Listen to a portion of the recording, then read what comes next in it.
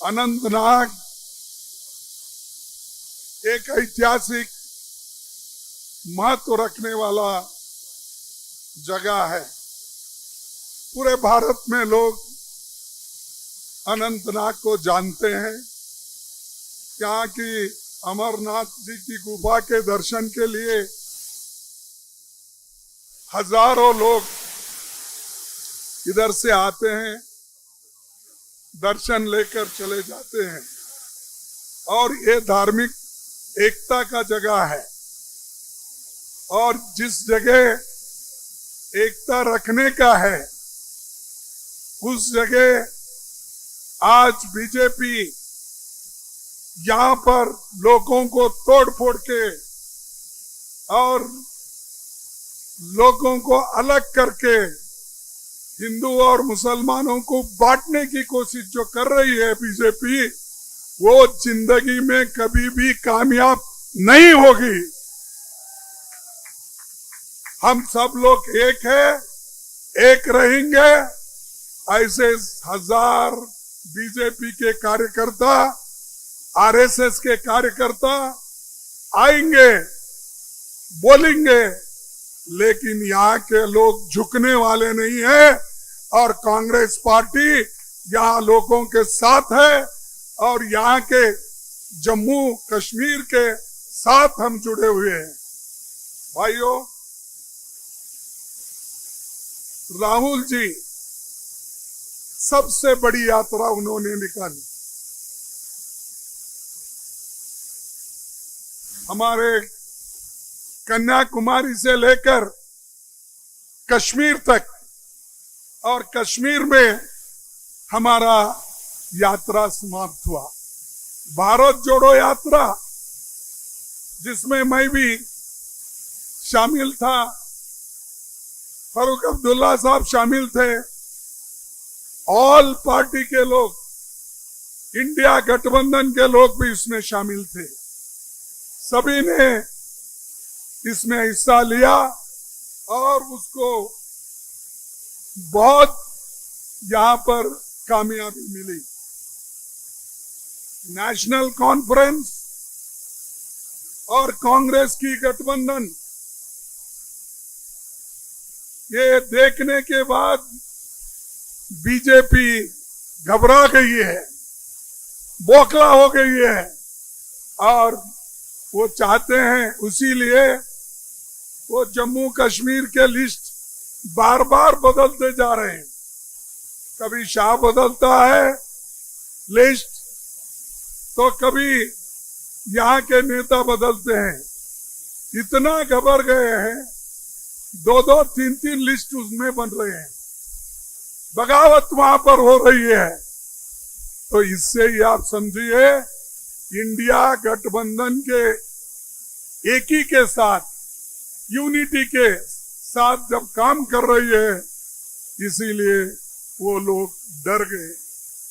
और अभी राहुल गांधी जी और हम फारूक अब्दुल्ला साहब, जब हम एक हो गए, तब बीजेपी और भी घबरा गई है, डर गई है।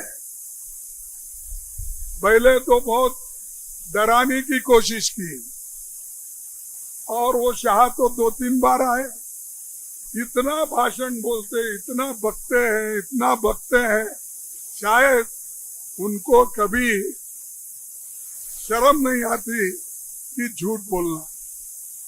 ठीक है, उन्होंने एक बार बोला था कि जब उन्होंने अनाउंस किया था कि हम अगर हुकूमत में आएंगे, हर एक को 15-15 लाख रुपए पैसे देंगे, सब काला धन बाहर है, वहां लाकर लोगों को देंगे। फिर बाद में बोले हर साल 2 करोड़ नौकरियां नौजवानों को देंगे। जब हमने पार्लियामेंट में पूछा, बाहर पूछा, तो वो बोले ये तो चुनावी जुमले हैं, इसीलिए ऐसे लोगों को शर्म आना चाहिए जो झूठ बोलकर वोट लेते हैं, जो झूठ बोलकर लोगों को दगा देते हैं, लोगों को फंसाते हैं, नौजवानों को दिशा भूल करते हैं। वो जवाब देना चाहिए। कहां है 15 लाख? कहां है 2 करोड़ नौकरियां हर साल के? अब 20 करोड़ नौकरियां। कहां है किसानों को देने का दाम? कहां है किसानों को देने का एमएसपी?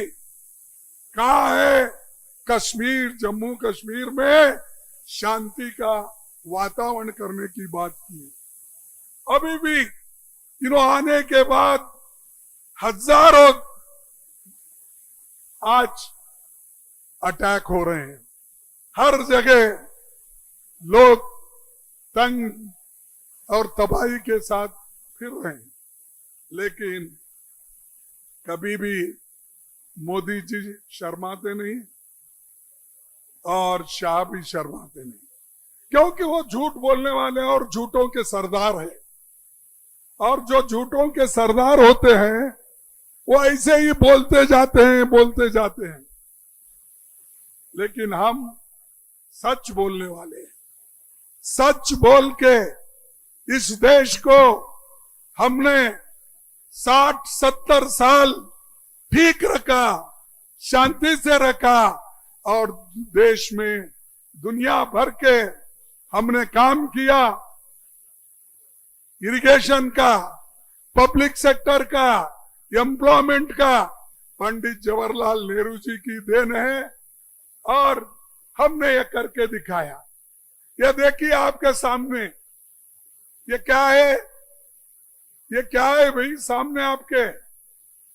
ये यहाँ मार्केट बनने वाली थी। 10 साल पहले इसका फाउंडेशन हुआ, मुझे बताया गया। 10 साल होने के बाद भी आज मोदी साहब के सरकार में जमहूरियत सरकार को हटाकर जो ये लेफ्टिनेंट गवर्नर की सरकार, सेंट्रल गवर्नमेंट की सरकार आई, 10 साल से ये पड़ा हुआ है। इसके लिए कोई देखने वाला नहीं है। और पहले बोलते थे पिछले सरकारों में लटकता, झटकता, पटकता पेपर रहता था, फाइल रहता था। अरे भाई अब क्या हुआ इसका? बोलते तो है, काम नहीं करते, सिर्फ भाषण देना। और भाषण देते देते हमने इतने झूठ बोले, शायद ही कोई पॉलिटिकल नेता अब तक उतना नहीं बोला। और मैं आपसे एक बात कहूंगा कि पिछले 5-10 सालों में जहां पर बेरोजगारी बढ़ रही है, पानी की किल्लत है, बिजली की किल्लत है, कई चीजों की कमी है, इसके बावजूद भी ये लोग काम नहीं कर रहे, इधर देख रहे नहीं। कभी तो एक बार आना, वो भी टाइट, जितने भी सिक्योरिटी के लोग हैं शायद एक बटालियन लोग उनके पीछे रहते हैं और कहते हैं ये शाह ने आया, लाल चौक पे झंडा लगाया। अरे तेरे जैसे बहुत लोग आए, बहुत लोग झंडा लगाए। ये देश हमारा है और इस देश में पहले ही झंडा फहराया और संविधान हम लोगों ने बनाया और उसमें सबको बराबरी का हक दिया। आज आप उसको तोड़ रहे हो, उसको खराब कर रहे हो।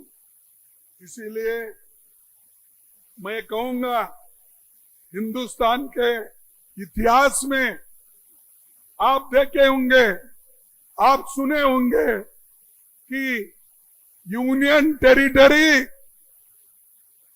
स्टेट बना है। अब गोवा का लो यूनियन टेरिटरी थी, वो स्टेट बन गई। लेकिन यहां जम्मू कश्मीर ये स्टेटहुड था, लेकिन उसको यूनियन टेरिटरी किसने बनाया? किसने बनाया? किसने बनाया? ये है मोदी और शाह की गवर्नमेंट। इसीलिए उसको यहां पनपने नहीं देना, उसको आने नहीं देना, उसको उखाड़ के फेंक दो। और एनसीपी और कांग्रेस ये मिलके हमारे काम करेंगे, सरकार हमारी आएगी, जो वायदे हम कर रहे हैं उसको हम निभाएंगे और आपको साथ लेकर चलेंगे। और इस स्टेटहुड के लिए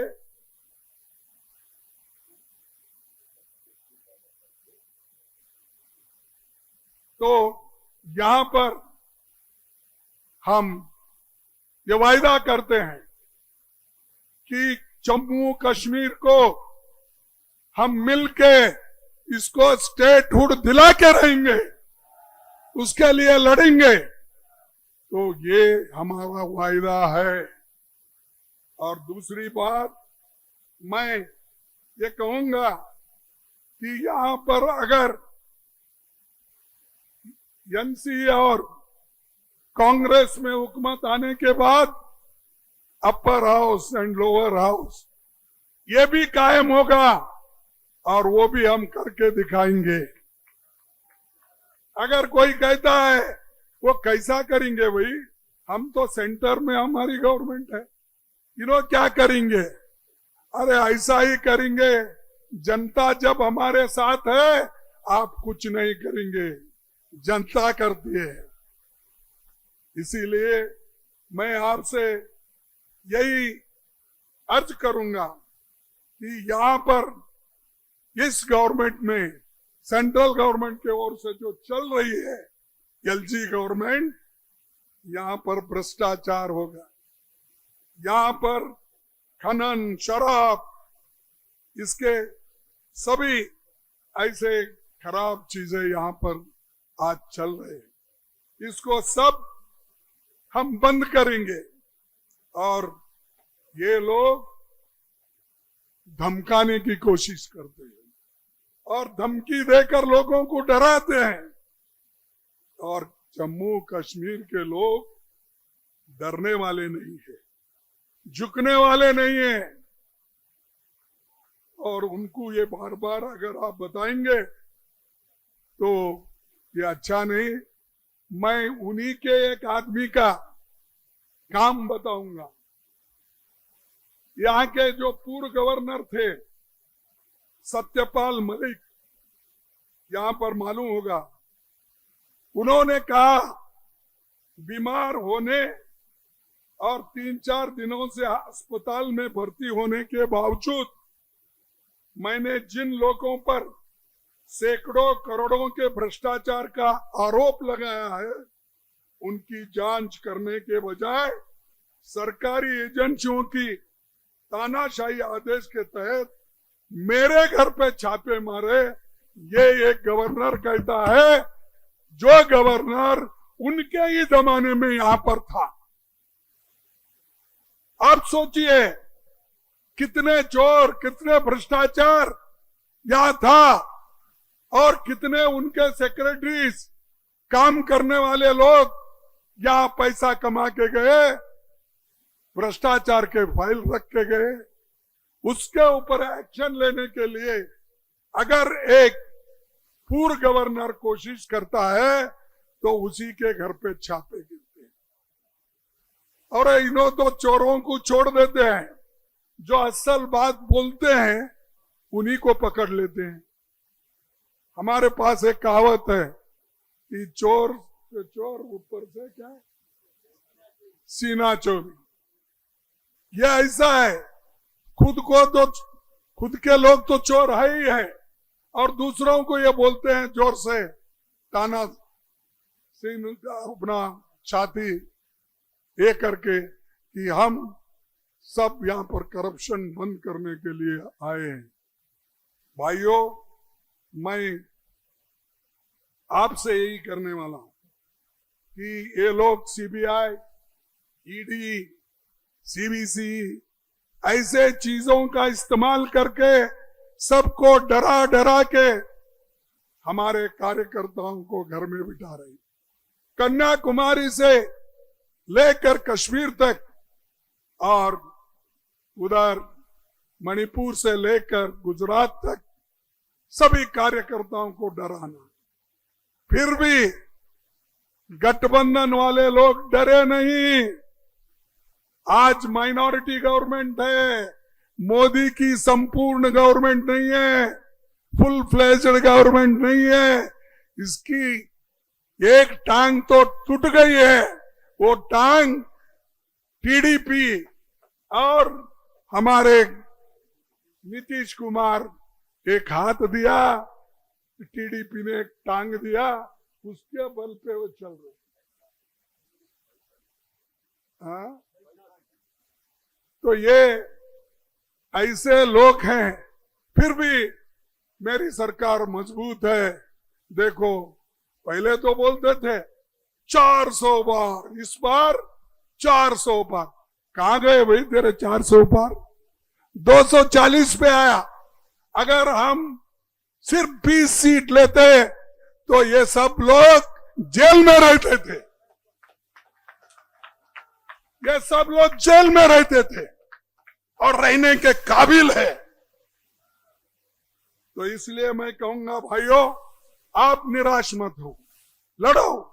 आपके सरदार, आप लोगों के कैप्टन मजबूत है, डरने वाले नहीं है।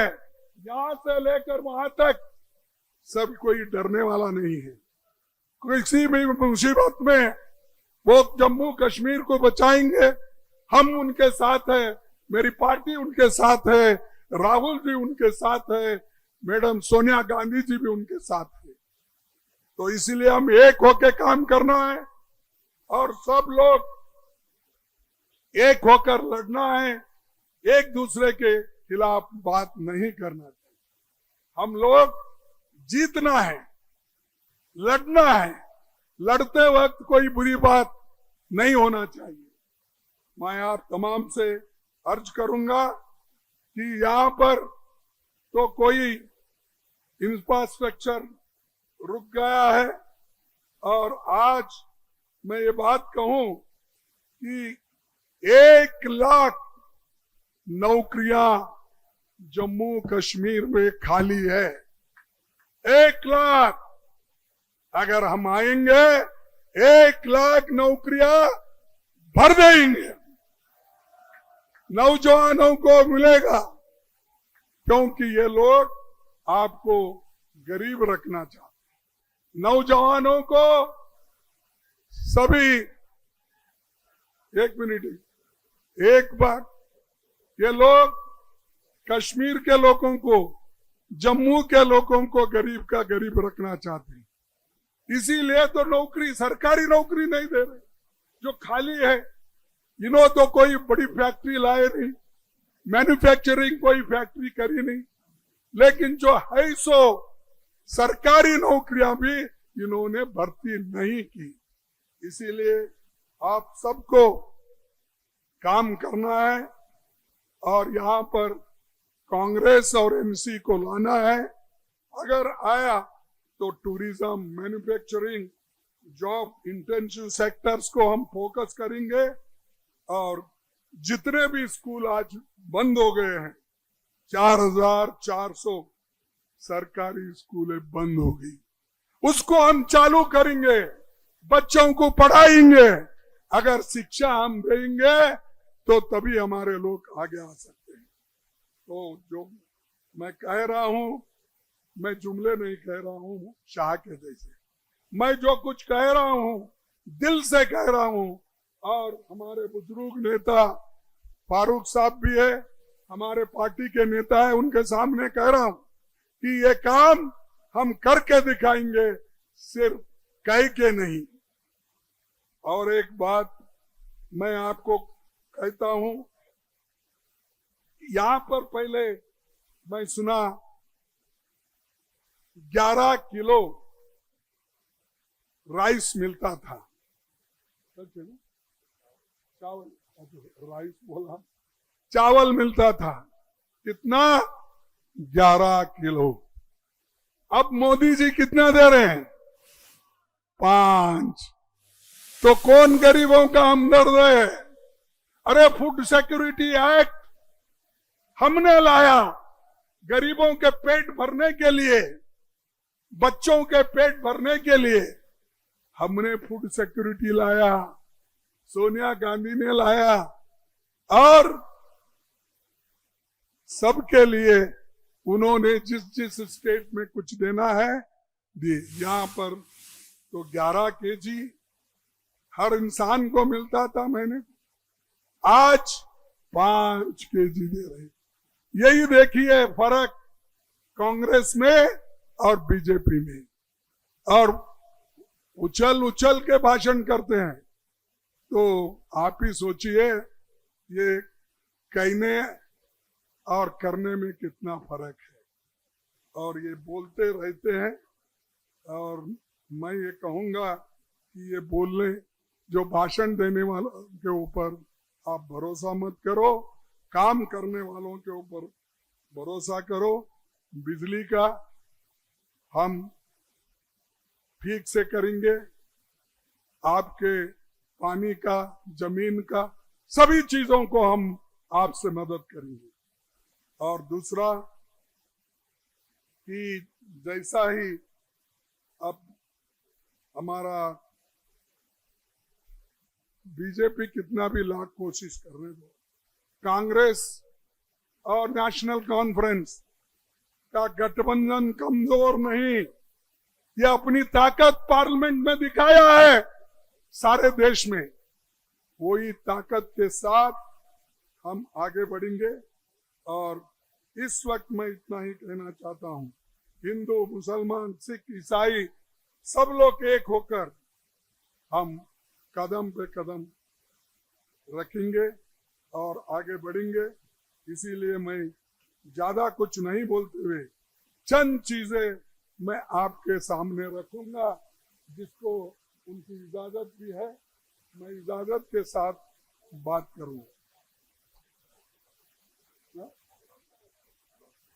महिला सम्मान हमारा हक है। परिवार के महिला प्रमुख के लिए 3000 रुपए मासिक सहायता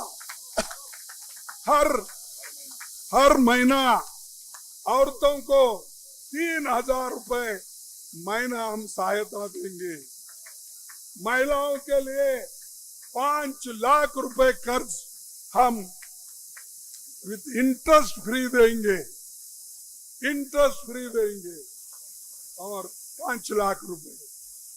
अच्छे सेहत हमारा हक है, इसके लिए 25 लाख रुपए का इंश्योरेंस बीमा हम कवर करेंगे। और हेल्थ केयर जैसा हमने राजस्थान में किया था, वैसा ही जम्मू एंड कश्मीर में करके दिखाएंगे, लोगों के शहद को मजबूत करेंगे। पिछड़े वर्ग जो ओबीसी है, उनके लिए संविधान के मुताबिक उनको जो हक मिलना चाहिए वो हक हम दिला के रहेंगे। और मनमोहन सिंह जी के जमाने में उन्होंने जो अनाउंस किया था, उसमें हमारे फारूक अब्दुल्ला साहब भी थे कैबिनेट में, मैं भी था। तो उन्होंने कश्मीरी पंडितों को यहाँ पर जो रिहैबिलिटेशन करने का वायदा किया था, वो हम पूरा करके दिखाएंगे। उसके लिए हम पूरा कोशिश करेंगे।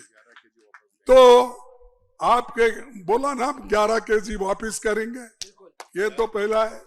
तो वो 5 केजी छीन लिया, चोरी करने वालों को दिया 6 केजी हो, तो वो 6 केजी हम वापस लेंगे और 5 और 6 11 केजी देंगे। तो ये हमारा वायदा है। इसीलिए इतने धूप में भी आप बैठे हैं, आज सुने हैं, इसीलिए आप सबको धन्यवाद और नमस्कार और आदाब।